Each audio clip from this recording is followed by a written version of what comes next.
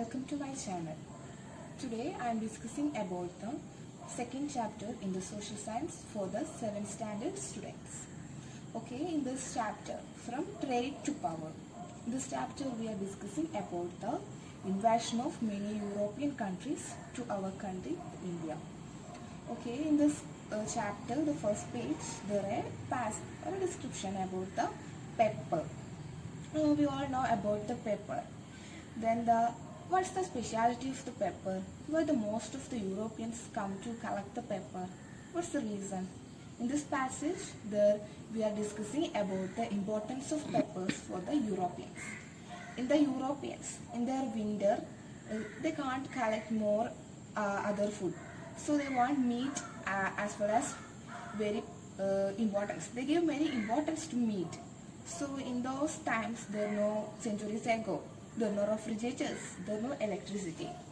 So they want to preserve the meat in the magnetism with the pepper and spices, the cardamom, pepper and everything like that. The spices are helped to preserve the meat and it makes the tasty the meat. So every Europeans try to collect the pepper or the other spices. So they come to India and collect it. That's why they aim that they come to India. The importance of the pepper and other spices for the Europeans are described in that passage. Okay, now come to the chapter. In this previous chapter, we know that the Turks conquered Constantinople in 1453. So the Constantinople was conquered by Turks. That then the gateway from Asia to Europe blocked. If we blocked a way to the other place, what we do? Yes, we want to identify the new route. Unknown routes are discovered, unknown routes are invented. We also trying to invent new routes if our way or our route was blocked. Like that, the Europeans trying to invent the new sea routes. Then they using the compass and such new machines, they try to catch or try to invent new routes, and through the sea they invent new routes, and the other Europeans like the Portuguese, Dutch, French, English also coming through that route to India or Asia. Then they come to Asia. The first place it was India they come.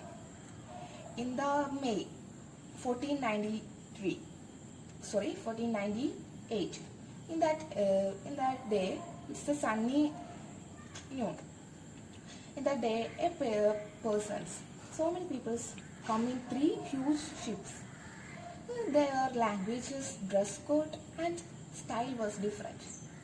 The Carpathian people looking there strangely. But that people, they were differently.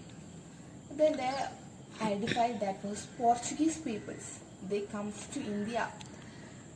Then the people was excited. Why they come to India? Yes, the reason was they come to trade with India, with Keralites. They come at Kapad at Calicut. The Samaron of the Kozhikode, Calicut, didn't allow them to trade in this Calicut. They lost their trade in the Calicut and they tried to catch the next place where the trade was good. Then they came to Kannur and trade with her and the Vasco da Gama. He was the leadership of those sailors. Then the Vasco da Gama trade with Kannur and they got 60 times more than their spended money. They get high interest per capital. So they was very happy and they get a huge money. So they came to Europe, their place, Portuguese. They can understand that we can earn money from India. So continuing the Vasco da Gama, the Albuquerque, Almeida, the Portuguese sailors come to India and they trade with India very well.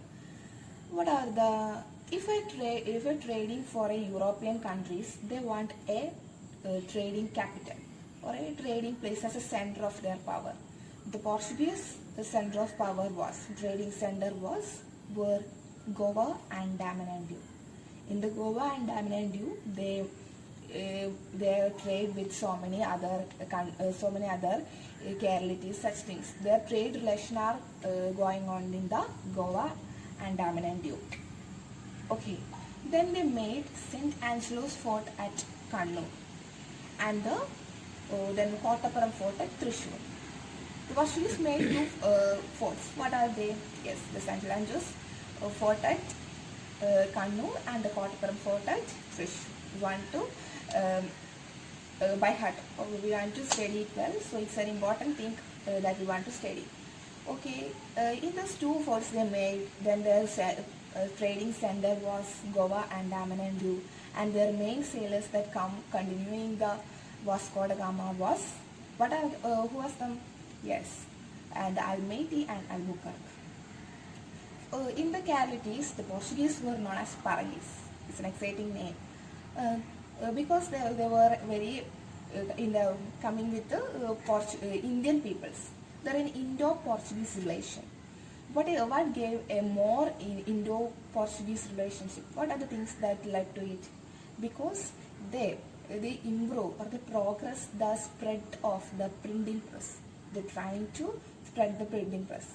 In those times, India had no printing press, but the Portuguese come to India and they're trying to spread the knowledge of the printing press. By the Portuguese peoples, we want to know about what is printing press, etc. So we can make a relationship with the Portuguese. And then we know all about the Chauta Nadagam. It was a art form in the Kalulsavam, such things. It was introduced and progressed or developed by the Portuguese peoples. The printing press and the Chauta Nadagam. These were the two things that was progressed by the Portuguese peoples. It shows the Indo-Portuguese relationship. And there's so many products in the India or the India are introduced by the Portuguese peoples. What are they? In this chapter or this book, it was described. That was papaya, tapioca, then pineapple, guava, tobacco, etc.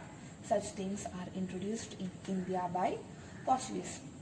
So we want to conclude or want to take it in order that Vasco da Gama come to Calicut in 1498, and the Samron of the Calicut didn't leave them to trade with them, so they come to Kannur and they get 60 times more huge money. Then they came to Portuguese and continuing the Vasco da Gama, Almeida and Albuquerque sailors come to India and they trade with the India, Goa and Andaman and Diu.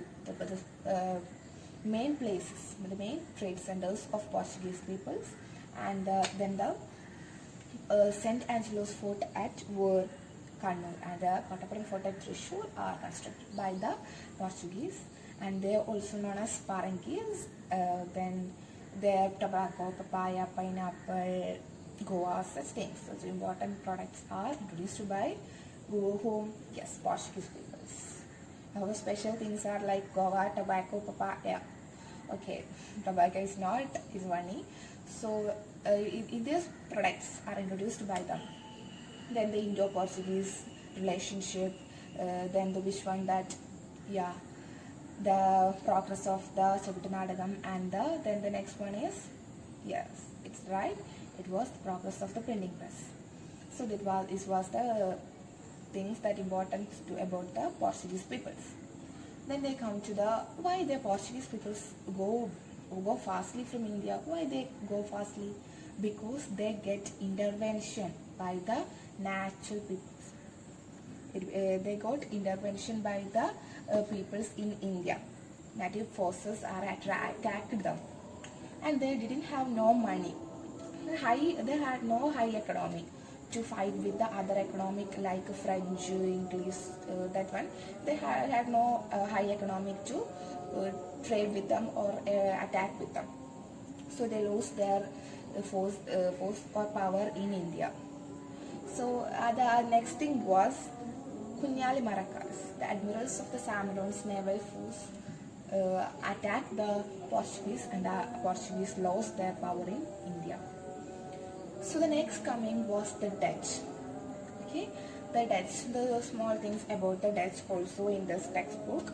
The Dutch was the other European country who continues the Portuguese peoples.